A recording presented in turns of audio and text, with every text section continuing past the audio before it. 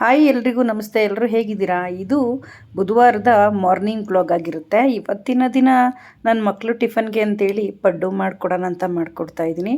ದೋಸೆ ಹಿಟ್ಟು ಉಳಿದಿತ್ತು. ಮೊನ್ನೆ ಇಡ್ಲಿ ಮತ್ತು ದೋಸೆ ಮಾಡಿದ್ದೆ, ಅದರದ್ದೇ ಸ್ವಲ್ಪ ಹಿಟ್ಟು ಉಳಿದಿತ್ತು. ಹಾಗಾಗಿ ಇದಕ್ಕೆ ಚಟ್ನಿ ಮಾಡಿ ಪಡ್ಡು ಮಾಡಿಕೊಟ್ಟಿದ್ದೀನಿ ಬೆಳಗಿನ ಟಿಫನ್ಗೆ. ಮಗಳಿಗೂ ಕೂಡ ಹಾಕ್ಕೊಡ್ತಾ ಇದ್ದೀನಿ. ಹಾಗೆ ಬಾಕ್ಸ್ಗೂ ಕೂಡ ಇದನ್ನೇ ಹಾಕ್ಕೊಡೋಣ ಅಂಥೇಳಿ ರೆಡಿ ಮಾಡಿದ್ದೀನಿ. ಇವತ್ತಿನ ದಿನ ಬಾಕ್ಸ್ಗೆ ಪಡ್ಡು ಮತ್ತು ಚಟ್ನಿ ಹಾಕ್ಕೊಟ್ಟಿದ್ದೀನಿ. ಅದಾದಮೇಲೆ ಸೈಡ್ ಸ್ನ್ಯಾಕ್ಸ್ಗೆ ಅಂತೇಳಿ ಸ್ವಲ್ಪ ಕೇಕು ಮನೇಲೇ ಮಾಡಿದ್ದ ಕೇಕ್ನ ಹಾಕ್ಕೊಡ್ತಾಯಿದ್ದೀನಿ ಮಕ್ಕಳಿಗೆ. ವೆದರ್ ಸರಿ ಇಲ್ಲ, ಹಾಗಾಗಿ ಜಾಸ್ತಿ ಹಣ್ಣುಗಳನ್ನ ಇವಾಗ ಬಾಕ್ಸಿಗೆ ನಾನು ಹಾಕ್ಕೊಡ್ತಾ ಇಲ್ಲ. ಯಾವುದಾದ್ರೂ ಶೀತ ಇರೋ ಹಣ್ಣಂತೂ ಹಾಕ್ಕೊಡಲ್ಲ. ಹಂಗಾಗಿ ಇವತ್ತು ಮನೇಲಿ ಮಾಡ್ಕೊಟ್ಟಿರುವಂಥ ಕೇಕ್ನೇ ಹಾಕ್ಕೊಡ್ತಾಯಿದ್ದೀನಿ ಸೈಡ್ ಸ್ನ್ಯಾಕ್ಸ್ಗೆ ಅಂತ. ಹಾಗಾಗಿ ಮಾರ್ನಿಂಗ್ ಅವರು ಟೈಮ್ ಆಗುತ್ತೆ ಅಂತ ತಿನ್ನಲ್ಲ, ಹಾಗಾಗಿ ಎರಡೆರಡು ಬಾಕ್ಸ್ ತೊಗೊಂಡೋಗ್ತಾರೆ.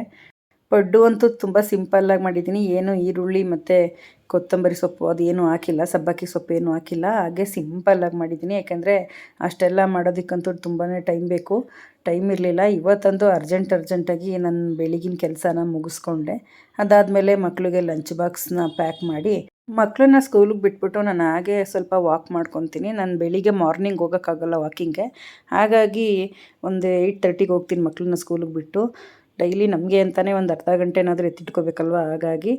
ಹಾಗೆ ಮಧ್ಯಾಹ್ನಕ್ಕೆ ಬಂದು ನಾನು ಮೊಟ್ಟೆ ಸಾಂಬಾರು ಮಾಡ್ತಾಯಿದ್ದೀನಿ. ನಾನು ವಾಕೆಲ್ಲ ಮುಗಿಸ್ಕೊಬಂದು ಫ್ರೆಶ್ ಅಪ್ ಆಗಿ ನಾನು ಶಾಪ್ಗೆ ಹೋಗ್ತೀನಿ. ಶಾಪ್ಗೆಲ್ಲ ಹೋಗಿ ಬಂದಾದಮೇಲೆ ಮಧ್ಯಾಹ್ನ ನನ್ನ ಲಂಚ್ ಟೈಮ್ ಇರುತ್ತೆ. ಆವಾಗ ಬಂದು ನಾನು ಸಾಯಂಕಾಲಕ್ಕೂ ಸೇರಿಸಿ ಅಡುಗೆ ಮಾಡ್ಕೊಂಡ್ಬಿಡ್ತೀನಿ. ಹಾಗಾಗಿ ಇವತ್ತು ಮೊಟ್ಟೆ ಸಾಂಬಾರು ಮಾಡ್ತಾಯಿದ್ದೀನಿ. ಸೇಮ್ ಮಸಾಲೆನೆಲ್ಲ ರುಬ್ಕೊಂಡಿದ್ದೀನಿ. ಒಂದು ಪಾತ್ರೆಗೆ ಸ್ವಲ್ಪ ಎಣ್ಣೆ ಹಾಕಿ ಒಂದು ಈರುಳ್ಳಿನ ಉದ್ದುದ್ದ ಕಟ್ ಮಾಡಿ ಈ ಥರ ಒಗ್ಗರಣೆ ಹಾಕ್ಕೊತಾ ಇದ್ದೀನಿ.